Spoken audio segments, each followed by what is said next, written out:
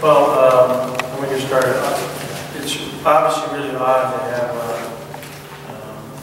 an exhibition game in the middle of the season. I've never done this before, but we did it because of the fact that we wanted to open Poly with its first game being played in here, being a real game, and open it the right way. So isn't that something that we'll probably happen often again in the future here at UCLA? We'll welcome you back, Jim Saya, who did a great job, Steve Lyman here during Steve's tenure, and Jim's really done a very good job building the program now at Cal State San Marcos. Their other exhibition game was against San Diego State, where the game was tied at halftime. So they played San Diego State really tough in their first half down there. We're going to hopefully play mostly man-to-man against this team and try to improve in that area. And then, even though Jim normally played a lot of zone against San Diego State, that was something he said apparently that Coach Fisher asked him to do because they're getting ready to play Syracuse the next game. I've asked him to play at least half the game man-to-man so we can work on some things on our man offense. How are things looking with Tony? Tony practiced today. Today was Tony's first day back after hurting his ankle, on the night of the Cal Poly game. So he'd been out essentially, 7 or 8 days. And his condition, he was winded, but it was good to have him back out there. Hopefully we can get him going here in the next week and start to get some of his conditioning back. When you sit out for a week, it's tough. And we went up and down a lot today. This wasn't a normal day for a game of practice. We really did a lot of up and down and ran a lot today. But have you ever had so many young key pieces before? When Aaron and Jordan were freshmen and Josh Shipp, I think that was the last time, we played freshmen so much. And we had, an experienced player in Nishan that year. That was your Sid Bozeman. I think hurt his knee early, missed redshirt the whole year. We had, I guess, Hollins and Fay were sophomores that season. Or no, juniors, I take that back, because that was their second year, so they were juniors. But, it's not often to have, right now, when you look at Jordan Adams, and you look at Shabazz and Kyle, those guys are all playing major minutes right now for us, and we're hoping to get Tony back in the fold here and start getting him some experience. Was there anything with that team before and the process of everybody kind of getting acclimated, because you had new pieces that prepare, taught you anything that you're able to use this season? Yeah, patience. We got to be patient. And keep pushing hard. But a team of youth, you got to be patient. They're learning. Everything is new to them. I mean, the things you take for granted sometimes. That are just the things you normally think that a freshman would know. You can't take anything for granted. I know you talked a lot about Shabazz and how he's acclimated. How was Kyle acclimated? I know he's wasn't used to losing in high school, and he's kind of got a different role. He's maybe not scoring as much as maybe some people thought he would. I think he's continuing to work hard. He has a good attitude. He's been asked more than anybody to know so many different positions and play different roles on our team in terms of both in the summer and now. And he's rebounded the ball well. Cal's learned now to defend at this level for the first time.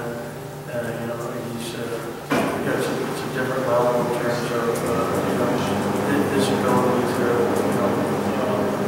play offensively against more size. He hadn't always had the size advantage for high school where you don't have that at this level. Everybody matches up at similar size. But I'm pleased with his development. And I think Jordan's done a great job. Jordan's really acted well.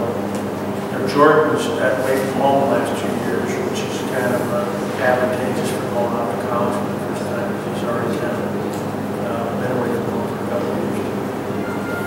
Did you see anything from Norman the other night that might earn, potentially more minutes?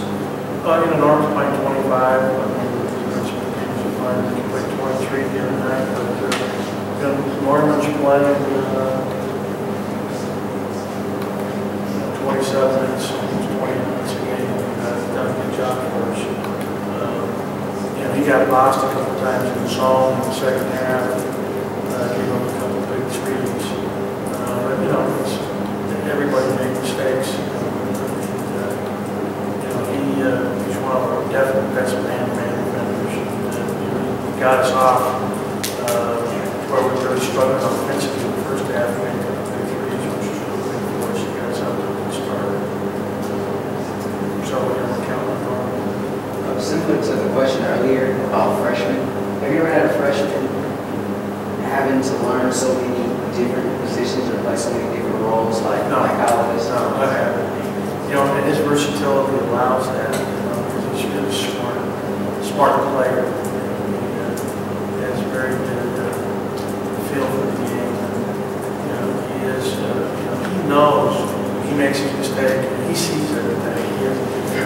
He's a son of a coach. His dad coached at the college level. A long time, AU coach, Kyle Senior. He's just been around it his whole life. For Jordan, ideally, would you rather him be in the start lineup or come off the bench? I don't think it matters. We can change the starting lineup again. Bottom line is all the guys are playing. That's who's finishing games, who's out there at the end. As the season progresses, we've got to get better defensively. So. But that push he gives you off the bench, that spark. Yeah, it was good for us early. Our rotation changed with the addition of Schwab and York.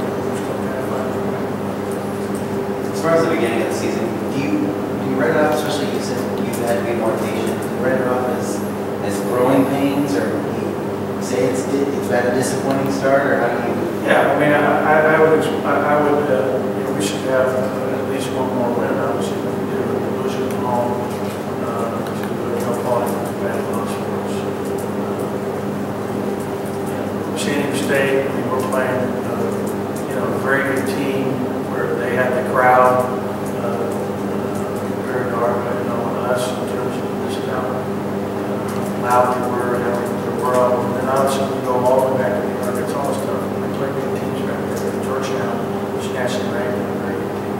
It's just a matter of maybe the fan base being patient, like you have to be patient with. Yeah, and the fans here are always going to have expectations to win every game. That's UCLA basketball. But I was like a pace that was speaking of myself. And do you still think that this can be the top 25 team? I think we can be a very good team. I think it's something that, number one, we've got to stay healthy. We've got a lot of basketball to play. The big I was thinking back, you look at some teams, we've already played 8 games.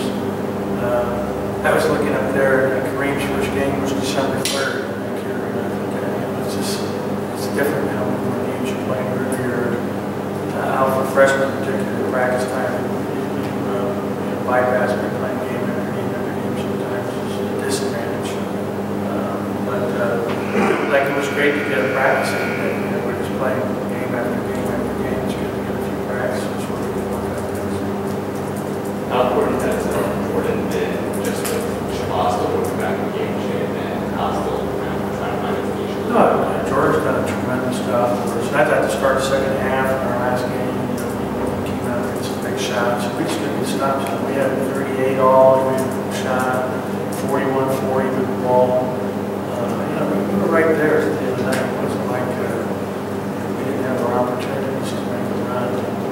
We probably should have gotten me in a little earlier, but always in the second, we had same section.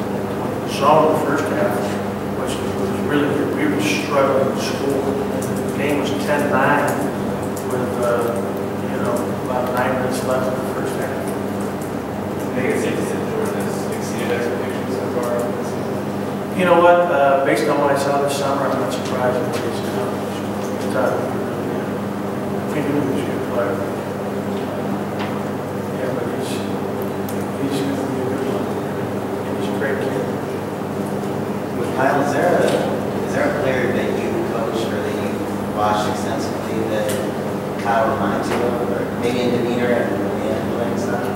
Yeah, I'd have to think about that. I haven't really thought about it. Ask me again next time. Maybe more I'll give it some thought tonight. Coach, were you surprised to find yourself in a grown environment in the Wood Classic? Yeah, I was. But actually, when we, I don't schedule the game. When it was scheduled last spring, obviously, we wanted to get a good crowd there to win, but I knew it would be potentially a game like that in San Diego State being so close and having such a good fan base down there, and they've been really good. I mean, you got to give Steve Fisher and his team credit. They're a veteran backcourt. I mean, they're a very good team. They're a team that could be really dangerous come March. I mean, were you surprised at how poorly your fans traveled down? I don't know. I mean, what it finally broke down to. See, when I go to a game, I'm not paying attention to the fans. I just know there were more of them than there were us. I think that what I was told before the game was we were expecting 15 or 16,000, and now it's 17,000. And then they had sold 6,000 tickets. The school, we had sold 1,000, but then they had sold about 8,000 down in Orange County. I don't know how that broke up. Last year, I thought that, our fans in Orange County supported us really well when we had our road show and played 4 games down there. So I think our fans down there are good. I just think that they was really, it was really a big time San Diego State crowd when they traveled. Kentucky is taking a couple more losses than people thought. You guys as well, you're both heavily dependent on freshmen. Is there something to take away from that? Is the freshman? I didn't know Kentucky lost more. I guess they lost 2 games, yeah. I mean, yeah, so 2 games more than people thought, so everybody thought they were going to be undefeated. I mean, yeah, so that's what you're talking about, Kentucky, UCLA, that's the norm. There's a lot of good teams out there, throughout the country at all levels. Area college basketball continues to be interesting. I was talking with Bill Rafferty today, ESPN. Now as you're saying, his kind of Duke's really good. He thinks they're really good at winning their games. But there's no team out there you'd say it's a great team. It's hands and shoulders better than everybody else. Anybody can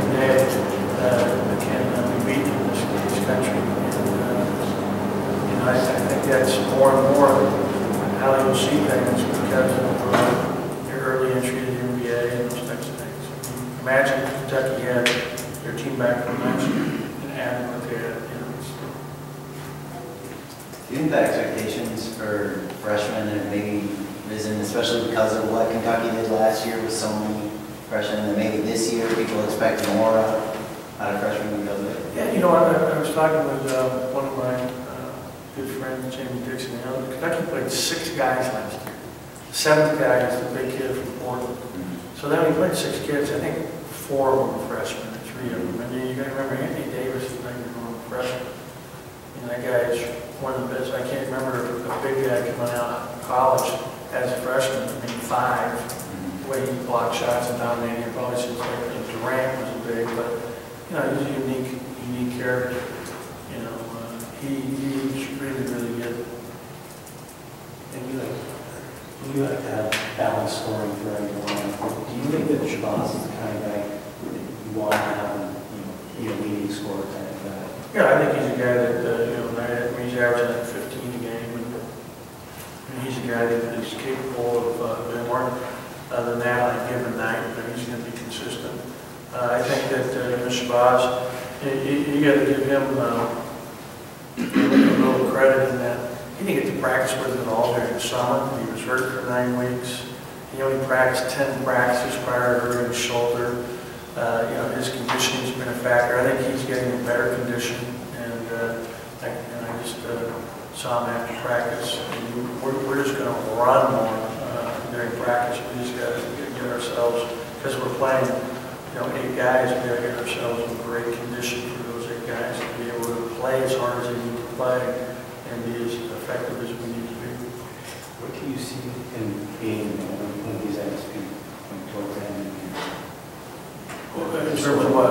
Like scoring more. Well, I haven't even think about that because it's game to game. I mean, some teams are going to play, very patiently, it just varies from game to game. But, he's going to get better and better at, being comfortable out there too. We're going to get better at spacing. We really, when it threw us off in the last game, the way they switched on to Larry, we were able to stay in front of Larry. Larry took 10 shots in the last game, and I don't think he's taken more than 6 or 7 the rest of the games. He had 36 shots attempted going into the game with 7 games played. And, that's not how he normally plays. And he missed a couple of shots that he's going to make. How close do you think Shabazz is to get into his peak? Oh, I think he's years. I mean, to get to his peak. Well, I mean, for this season. No, for this season. Shape-wise. Shape-wise? Oh, I think, I'm hoping that by January he'll be, peak condition. I guess another, 3 weeks.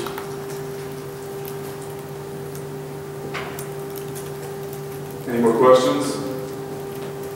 Okay, thank you.